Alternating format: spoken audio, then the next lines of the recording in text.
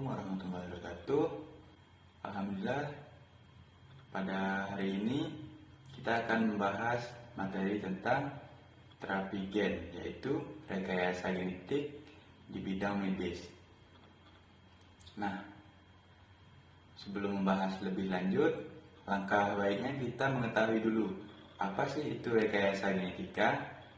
Nah, rekayasa genetika itu merupakan suatu teknik modifikasi genetik pada genom organisme menggunakan metode-metode dalam bioteknologi. Nah, rekayasa genetika ini memungkinkan dilakukannya manipulasi gen-gen sehingga ekspresi gen dapat dikontrol dan produknya dapat dimanfaatkan untuk tujuan tertentu. Modifikasi genetik ini juga memungkinkan adanya perubahan pada pasangan basa pemotongan fragmen DNA tertentu maupun penambahan atau insersi suatu gen DNA dari suatu organisme diisolasi untuk kemudian direkombinasikan dengan DNA target lainnya. Nah, rekayasa genetika ini juga digunakan oleh peneliti untuk meningkatkan atau bahkan dimodifikasi karakteristiknya ekspresi gen pada suatu organisme, termasuk modifikasi gen yang memungkinkan adanya pencegahan dan pengobatan penyakit tertentu. Dalam bidang kesehatan, rekayasa genetika juga dimanfaatkan untuk terapi penyakit-penyakit dengan cara terapi gen. Nah, salah satu pemanfaatan bioteknologi dalam bidang kesehatan adalah bioteknologi kedokteran. Nah, bioteknologi kedokteran pada awalnya dikembangkan pada masa Islam, namun masih dalam skala kecil dan dilakukan secara perorangan. Barulah pada abad ke-19 hingga sekarang, bioteknologi kedokteran berkembang secara pesat seiring bermunculnya jenis penyakit-penyakit baru yang melanda kesehatan manusia. Salah satu pemanfaatan bioteknologi ini adalah adanya terapi gen, yaitu untuk memperbaiki gen-gen mutan. Nah, baiklah, kita akan masuki poin inti, yaitu tentang terapi gen. Nah, terapi gen adalah suatu teknik terapi yang digunakan untuk memperbaiki gen-gen mutan atau yang gen abnormal yang bertanggung jawab terhadap terjadinya suatu penyakit. Pada awalnya, terapi gen diciptakan untuk mengobati penyakit keturunan genetik yang terjadi karena mutasi pada satu gen. Nah, seperti penyakit fibrosis sistik dan yang lainnya. Nah, penggunaan terapi gen pada penyakit tersebut dilakukan dengan memasukkan gen normal yang spesifik ke dalam sel yang memiliki gen mutan atau gen abnormal tadi. Terapi gen kemudian berkembang untuk mengobati penyakit yang terjadi karena mutasi di banyak gen. Nah, seperti kanker atau sebagainya. Selain memasukkan gen normal ke dalam sel mutan, mekanisme terapi gen lain yang dapat digunakan adalah melakukan rekombinasi homolog untuk melenyapkan gen abnormal dengan gen normal, mencegah ekspresi gen abnormal melalui teknik peredaman gen, dan melakukan mutasi balik selektif sehingga gen abnormal dapat berfungsi normal kembali. Nah, bagaimana sih mekanisme kerja terapi gen? Nah, mekanisme kerja terapi gen itu ada dua. Pertama, in vivo dan ex vivo. Nah, transfer gen merupakan langkah penting dalam proses terapi gen. Gen yang akan digunakan mula-mula diisolasi dan kemudian ditransformasikan ke sel target dengan cara cloning. Nah, dapat dilihat nanti pada gambar 1 dan 2. Nah, strategi utama dalam transfer gen somatik manusia dibedakan dalam dua kelompok, yaitu ex vivo dan in vivo, seperti saya katakan tadi. Nah, pada ex vivo, gen dibungkus vektor kemudian dikenalkan ke sel yang diambil dari pasien atau sel target tadi. Nah, dan dikembangkan secara in vivo dan kemudian ditransformasikan ke ke sel yang diinjeksikan kembali. Nah, pada in vivo, pengiriman gen dilakukan secara langsung ke sel pasien tanpa dikembangkan dulu secara ex vivo. Nah, jadi itulah dua cara tadi yang saya sebutkan di poin barusan. Nah, poin selanjutnya, mekanisme terapi gen berdasarkan sel target. Nah, berdasarkan sel target yang digunakan, terapi gen dibedakan dalam dua tipe utama, yaitu somatik dan germline. Nah, modifikasi gen yang tidak melewati keturunan disebut dengan terapi gen somatik, sedangkan modifikasi gen yang mencakup sel reproduksi adalah terapi gen germline. Nah, sel target dari terapi gen somatik adalah sel stem, fibroblast, dan sel stem lainnya. Target dari terapi gen germline adalah sperma atau sel telur. Nah, sejarah penemuan dari genegen atau agen pembawa gen. Nah, tanggal 24 Juni 2010,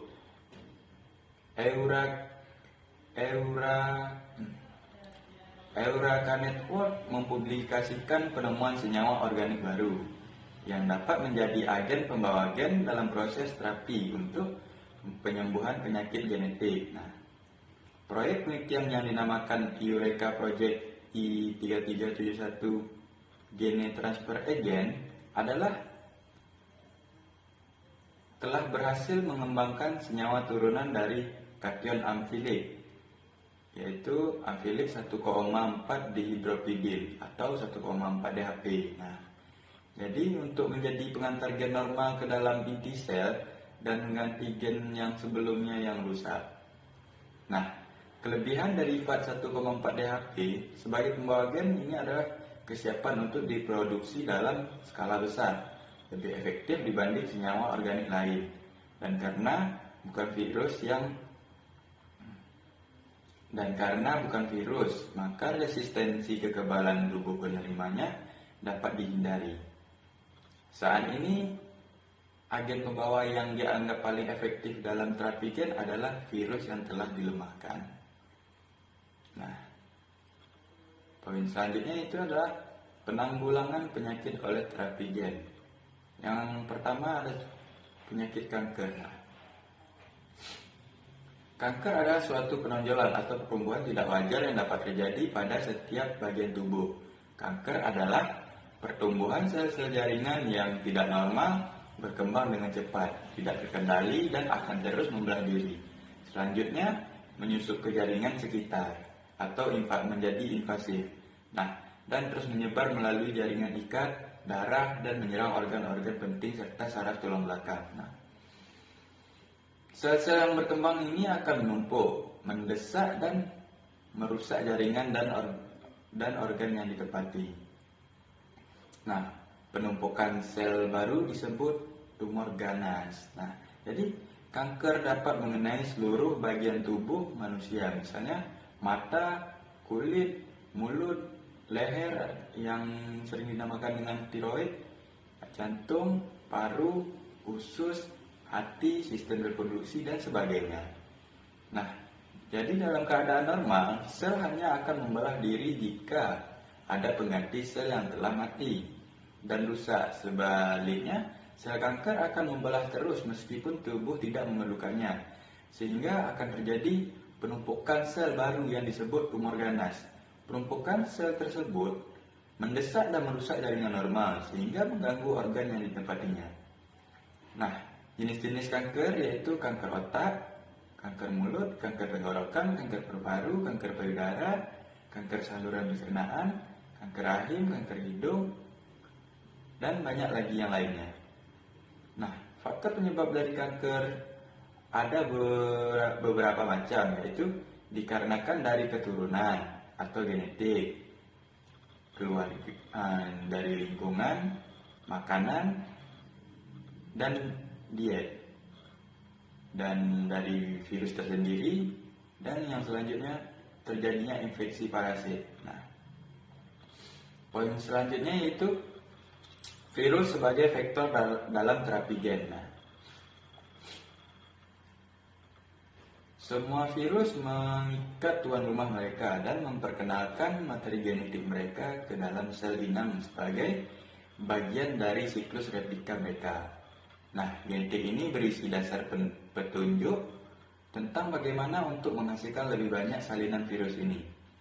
Pembajakan produksi normal tubuh atau mesin untuk melayani kebutuhan virus, sel inang akan melaksanakan petunjuk dan menghasilkan salinan tambahan virus, menyebabkan sel lebih dan lebih menjadi terinfeksi. Beberapa jenis gen virus memasukkan mereka ke genom inang, menembus membran sel, menyamar sebagai molekul protein dan masuk ke dalam sel. Sesaat setelah memasukkan DNA, virus dan siklus litik cepat menghasilkan lebih banyak virus, meledak dari sel dan menginfeksi sel lebih. Nah, virus lisogenik DNA mengintegrasikan mereka ke dalam DNA sel inang dan dapat hidup dalam tubuh selama bertahun-tahun. Sebelum menanggapi pemicu, virus memproduksi sebagai sel dilakukan dan tidak menimbulkan kekerasan fisik sampai dipicu. Pemicunya melepaskan DNA dari penderita dan memperkerjakan untuk menciptakan virus baru. Nah, poin selanjutnya itu terapi gen untuk penyakit kanker. Nah, pengobatan dengan terapi gen telah berkembang dengan pesat sejak klinikal trial terapi ini pertama kali diperkenalkan pada tahun 1960. Terapi gen adalah teknik mengoreksi gen-gen yang cacat yang bertanggung jawab terhadap suatu penyakit. Selama ini pendekatan terapi gen yang berkembang adalah menambahkan gen-gen normal ke dalam sel yang mengalami ketidaknormalan. Nah, jadi pendekatan lain adalah melenyapkan gen abnormal dengan gen normal dengan melakukan rekombinasi homolog. Nah, pendekatan ketiga adalah mereparasi gen abnormal dengan cara mutasi balik selektif. Nah, sedemikian rupa sehingga akan mengembalikan fungsi normal gen tersebut. Selain pendekatan tersebut, ada pendekatan lain untuk terapi gen tersebut, yaitu mengendalikan regulasi ekspresi gen abnormal tersebut. Nah, sejak kanker diketahui sebagai suatu penyakit genetik yang disebabkan oleh mutasi atau perubahan-perubahan lain pada gen, penggunaan teknik DNA rekombinan semakin sering digunakan dalam menghambat perkembangan penyakit tersebut. Nah, salah satu metode yang sering diandalkan adalah pendekatan terapi gen. Sejak diketahui bahwa kanker merupakan penyakit akibat mutasi gen, nah, jadi para ahli mulai berpikir bahwa terapi gen tentu efektif untuk mengobatinya. Apalagi kanker jauh lebih banyak penderitaannya dibandingkan dengan penyakit keturunan akibat kelainan genetis yang selama ini diobati dengan terapi gen. Bisa dilihat nanti gambar pertama terapi gen secara in vivo tadi, dan gambar kedua secara ex vivo. Nah, terapi gen yang dilakukan adalah menggunakan ex vivo atau di luar organisme hidup, di mana sel dipindahkan dari tubuh, dimanipulasi dan selanjutnya dikembalikan ke tubuh. Tetapi pendekatan ex vivo tidak dapat digunakan pada sel tumor karena sel tumor tidak dapat dipindahkan secara total dari tubuh. Walau demikian, suatu pendekatan in vivo di dalam organisme hidup yang menjanjikan telah berhasil melakukan dalam mengatasi sel tumor, yaitu menggunakan gen virus simplex thymidine kinase atau HSV TK sebagai gen pembunuh. Nah, terapi gen pada prinsipnya adalah menyisipkan materi genetik ke dalam sel kanker di tubuhnya untuk mengganti atau memperbaiki gen yang rusak, tidak normal karena kanker dalam rangka pengobatan penyakit. Materi genetik atau gen yang merupakan kumpulan asam amino disintase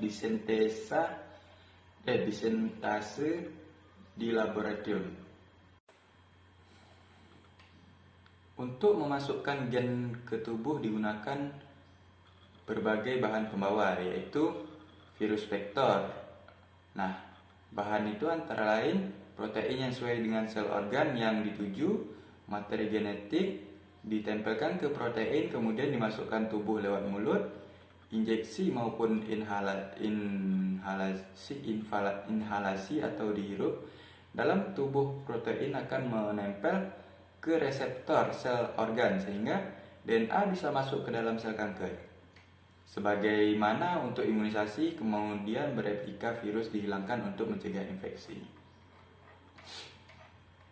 Nah, kebanyakan terapi gen ini menggunakan teknik ex vivo karena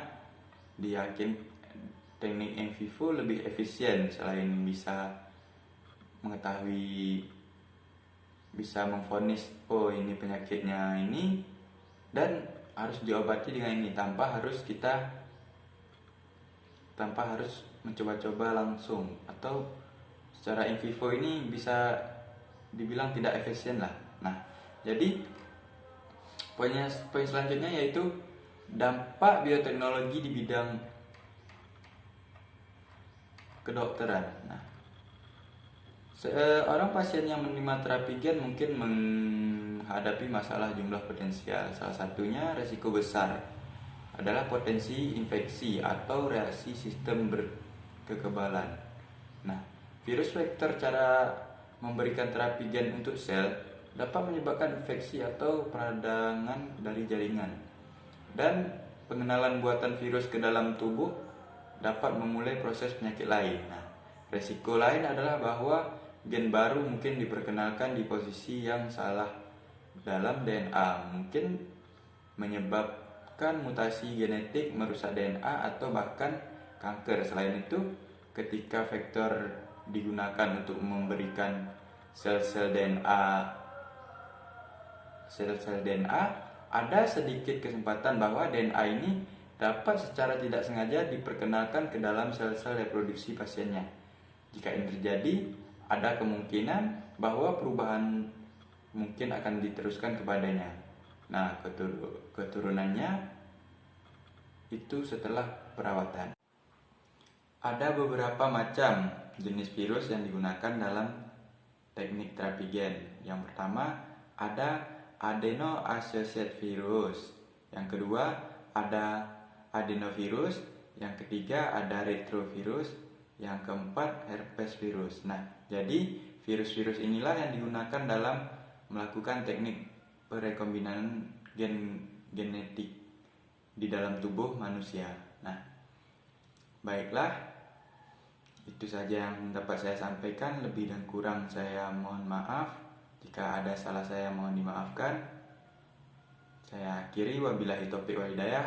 Wassalamualaikum warahmatullahi wabarakatuh.